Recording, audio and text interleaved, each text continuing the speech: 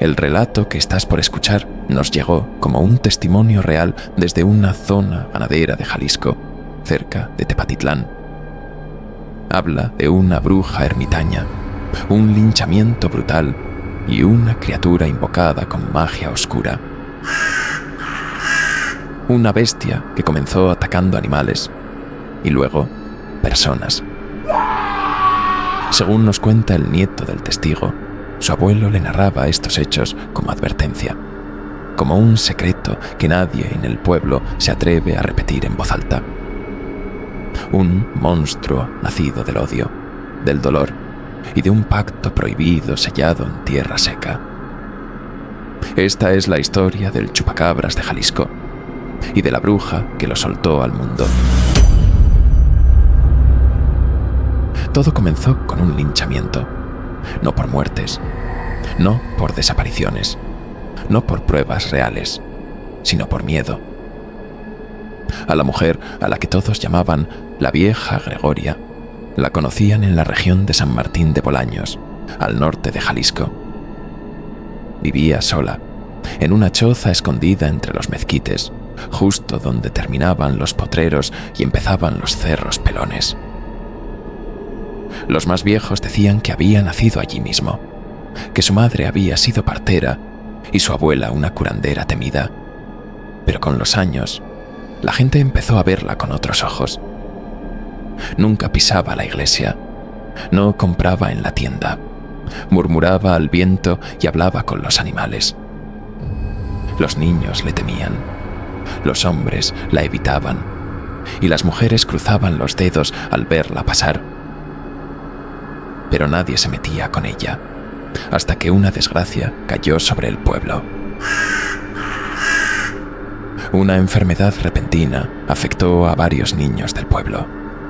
3 murieron en menos de una semana, con síntomas que ningún médico supo explicar.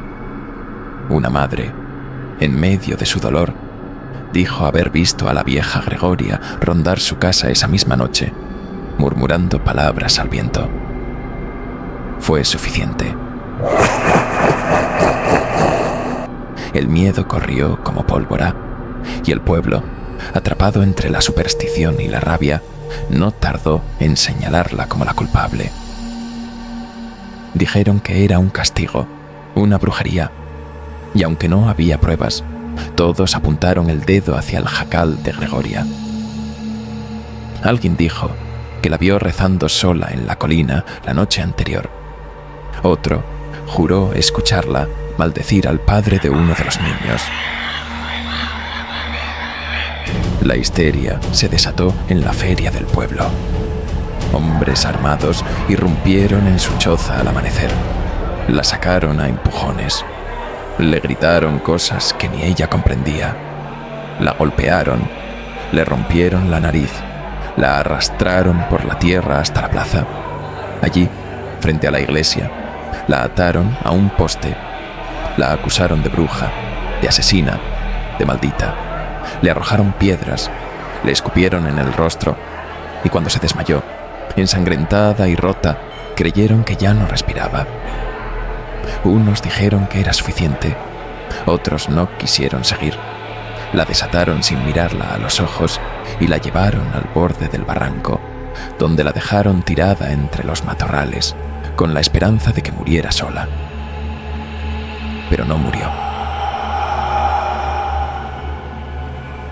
Pasaron semanas. Nadie se atrevió a volver por esa vereda. Algunos decían que habían visto humo negro en las noches. Otros aseguraban que oían rezos en una lengua extraña, susurros que se mezclaban con el viento.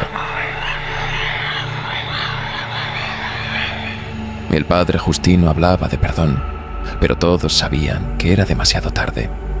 Gregoria había sido marcada, no con la muerte, sino con algo peor. Y entonces comenzaron los sucesos inexplicables. Los primeros ataques fueron sutiles.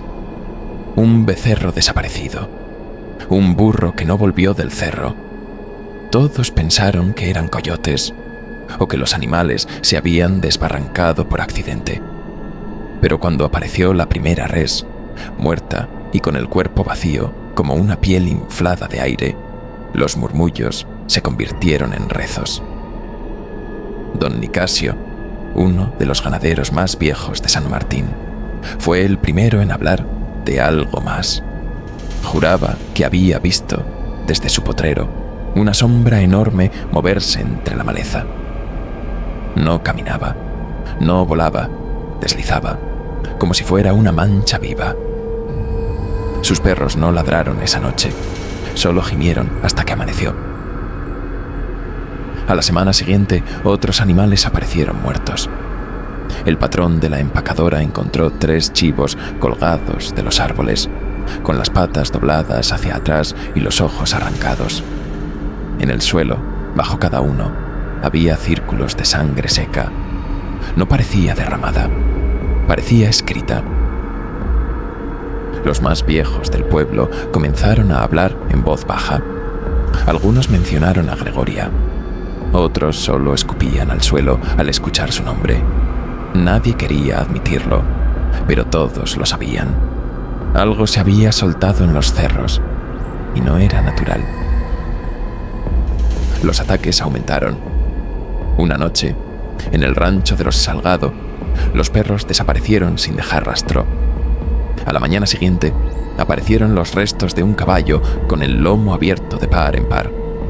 No había sangre, no había huellas, solo el silencio absoluto de la madrugada y la mirada perdida de los que lo encontraron. Fue entonces cuando comenzaron a cerrarse las casas con clavos. Las cruces fueron talladas en las puertas. Las mujeres empezaron a dejar sal en los marcos de las ventanas y los niños dormían con escapularios bajo la almohada. El abuelo del suscriptor, don Hilario, era uno de los pocos que hablaba sin miedo. Decía que no era un animal, que no era el diablo, pero era algo mandado, que esas cosas no caminaban solas, que alguien las dirigía desde la sombra y que ese alguien vivía en la quebrada donde habían tirado a la vieja Gregoria. Una noche, varios hombres del pueblo decidieron montar guardia. Armados con escopetas, machetes y faroles, se apostaron en los caminos de los potreros. Pasaron las horas entre rezos, cigarrillos y miedo, hasta que uno de ellos escuchó un crujido. El joven Ramón, el hijo del boticario, fue el primero en verlo. Dijo que era una criatura del tamaño de un hombre, pero encorvada como si no pudiera sostenerse del todo, que tenía la piel gris, como de murciélago viejo, y los ojos rojos como brasas. Dijo que no caminaba, sino que brincaba en seco, como si rebotara sobre la tierra sin tocarla, y que no hacía ruido, salvo por una especie de zumbido en el aire, como si el silencio temblara a su paso. El disparo de Ramón no le hizo nada. La criatura desapareció entre los mezquites y cuando corrieron tras ella, solo encontraron rastros de sangre seca formando un símbolo en la tierra, el mismo que había aparecido antes en los corrales. Esa fue la noche en que comenzaron los ataques a las personas. Primero fue don Lauro, un viejo pastor que nunca dormía bajo techo. Lo encontraron a la orilla del arroyo, con los brazos abiertos y la boca desencajada, como si hubiera muerto gritando. No tenía una sola gota de sangre. Luego fue la nieta de doña Magdalena. La niña desapareció una tarde mientras jugaba cerca del molino viejo. Nadie encontró su cuerpo, solo su vestido, doblado con cuidado sobre una piedra, y encima un puñado de tierra negra, húmeda, como si alguien lo hubiese dejado como señal. La desesperación se apoderó del pueblo. El padre Justino organizó procesiones, misas diarias, bendiciones casa por casa, pero nadie quería hablar de lo que pasaba. Algunos decían que era un castigo divino. Otros que nombrarlo lo hacía más fuerte. Así que todos cerraron la boca, como si el silencio los pudiera proteger. Pero la criatura seguía apareciendo, más violenta, más cerca. Nunca 2 veces en el mismo sitio, nunca a la misma hora, y cada vez más brutal. El abuelo del suscriptor, junto con otros 3 hombres, decidió ir al barranco. Querían comprobar si la bruja seguía viva, si había forma de detener aquello. No encontraron su cuerpo, pero en medio de la maleza hallaron una choza nueva, hecha con ramas secas y piedras negras. Dentro había huesos de animales, velas derretidas y un libro escrito a mano con una tinta que olía a cobre viejo. Don Hilario lo hojeó con cuidado. Estaba lleno de símbolos, fórmulas y oraciones invertidas. Decía que los pactos no se rompían con agua bendita, sino con fuego y sangre. Uno de los hombres, el más joven, vomitó al ver lo que había en el centro de la choza: una figura hecha con cuernos de chivo, piel de serpiente y una calavera humana pegada con cera. Años después, mi abuelo me contó lo que había visto aquella noche, con la voz rota y una botella en la mano. Nunca lo dijo 2 veces igual, pero siempre terminaba con la misma frase: eso no era una historia, muchacho, era una advertencia.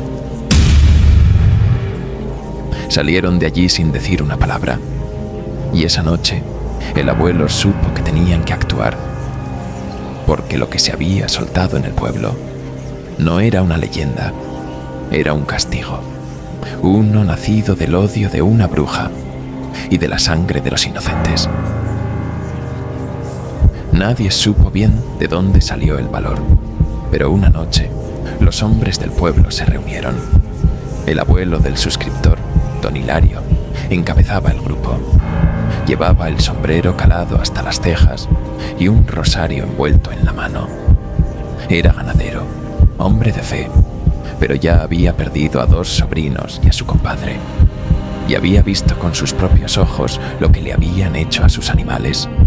Ni un solo rastro de sangre, solo carne abierta y cuerpos vacíos. Eso no era obra de una bestia normal. Esta cosa no se detendrá hasta que acabemos con ella, dijo, y nadie lo contradijo. Salieron de madrugada, 12 hombres armados con escopetas, antorchas y sal bendita. Caminaron en silencio hasta el jacal de Gregoria, que ahora se alzaba como una mancha negra entre los mezquites, deformada por el tiempo y por algo más profundo. Una hedora putrefacción los recibió antes de cruzar el umbral. El aire era más frío. Los grillos habían dejado de cantar. Uno de los hombres intentó abrir la puerta, pero se cayó sola, deshecha por dentro. Y entonces la vieron.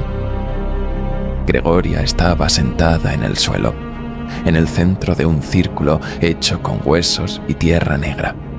Tenía el rostro cubierto por un velo y su cuerpo temblaba como si cada palabra que murmuraba saliera desde el centro del infierno. Alrededor suyo había velas negras, plumas de animales y un cuenco con un líquido espeso y oscuro que olía a sangre vieja. «No interrumpan», dijo uno de los más jóvenes, paralizado. «Está llamando otra vez». Pero don Hilario no se detuvo. Avanzó hasta ella con el rosario en alto. «Por el nombre de Dios, termina esto». Gregoria levantó la cabeza. Sus ojos estaban en blanco y una sonrisa extraña le deformaba el rostro. No dijo nada. Solo alzó la mano izquierda y apretó el aire con los dedos, como si estrangulara algo invisible. Detrás de la choza, algo rugió.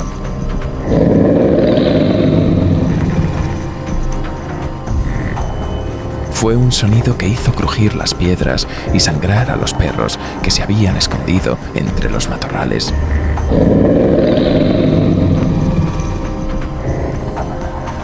El chupacabras apareció desde la oscuridad como una sombra viva, de lomo curvado y ojos como carbones encendidos. Tenía garras más largas que cuchillos y su piel, cubierta de escamas y pelaje, palpitaba como si respirara por dentro. Uno de los hombres disparó. El fogonazo iluminó el rostro del monstruo durante un segundo. No hubo efecto. El disparo se perdió en el aire, como si el cuerpo de la criatura no existiera del todo. Entonces se desató el caos.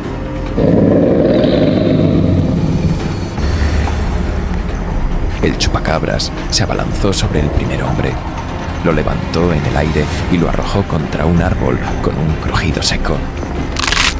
Otro cayó con el cuello abierto de lado a lado. Los demás corrieron, algunos rezando, otros gritando. Don Hilario se quedó de pie frente a Gregoria. Esto lo causaste tú, pero tú también lo puedes detener. Gregoria le escupió sangre a los pies. Su voz salió como un gruñido. Esto no se detiene, se alimenta. Don Hilario temblaba, no por el frío ni por la criatura. Temblaba por dentro, como si algo se le quebrara por haber llegado hasta allí. Miró a Gregoria, vio a la bruja y recordó los cuerpos vacíos de sus sobrinos. Los ojos sin alma del caballo muerto, el miedo de su esposa cada noche sin luna. Y entonces lo supo. Si no lo hacía él, nadie lo haría. Sacó la botella de mezcal, con sal y oraciones escritas en papel. Murmuró una plegaria entre dientes, no por fe, sino por necesidad. La arrojó al círculo. Las llamas estallaron con un chillido agudo. Gregoria se retorció. Lanzó un alarido que hizo temblar la tierra. Y el monstruo, que ya devoraba a otro hombre, se detuvo. Alzó la cabeza, olfateó el aire.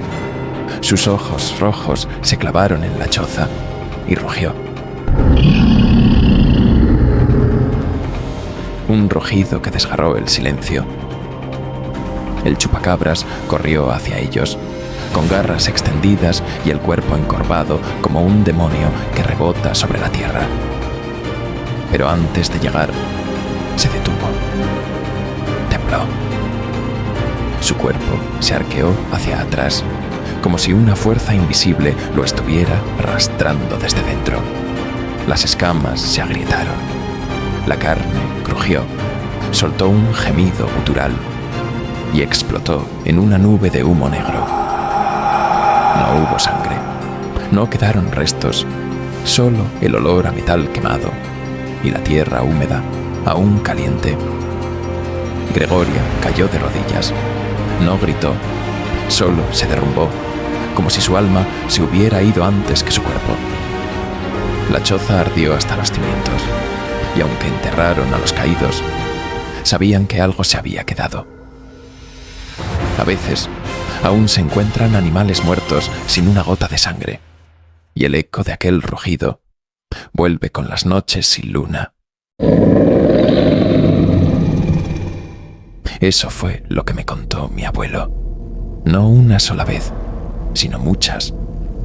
Cada vez que llovía fuerte en el rancho, o cuando los perros aullaban sin razón en la madrugada, él se sentaba en su sillón de madera, sacaba una botella de aguardiente y me decía: «No te rías de lo que no entiendas, muchacho. Hay cosas que no se matan con balas». Nunca quiso decir los nombres de todos los que estuvieron esa noche. Decía que algunos murieron con el cuerpo entero, pero el alma partida, que otros se fueron del pueblo y no volvieron jamás. Él mismo dejó de criar animales, se dedicó al cultivo, al silencio, a los rezos sin santo. A veces creo que todo fue una metáfora, un modo de explicarme los miedos de su generación. Pero otras Otras no estoy tan seguro, porque hace poco, en una visita al rancho abandonado, encontré algo extraño detrás de la barda. Un animal muerto, con el cuerpo abierto, seco por dentro. No tenía huellas alrededor, ni sangre, solo el círculo marcado con 3 garras pintado en la tierra dura. Y entonces recordé lo que me dijo mi abuelo la última vez que hablamos del tema, justo antes de morir. Si alguna vez escuchas un gruñido que no parece de este mundo, no te acerques y no mires atrás. Aún se me enchina la piel al escribirlo. Por eso les mandé este mensaje, porque siento que la historia no terminó, porque en las noches sin luna, en Jalisco, algo todavía respira entre la maleza seca y los huesos olvidados. Si esta historia te dejó pensando, si sentiste que el aire se volvía más pesado mientras la escuchabas, cuéntamelo en los comentarios. ¿Crees que el chupacabras fue una simple leyenda o un castigo real nacido del odio y la brujería? ¿Te atreverías a entrar al rancho de noche sabiendo que podrías seguir ahí, esperando?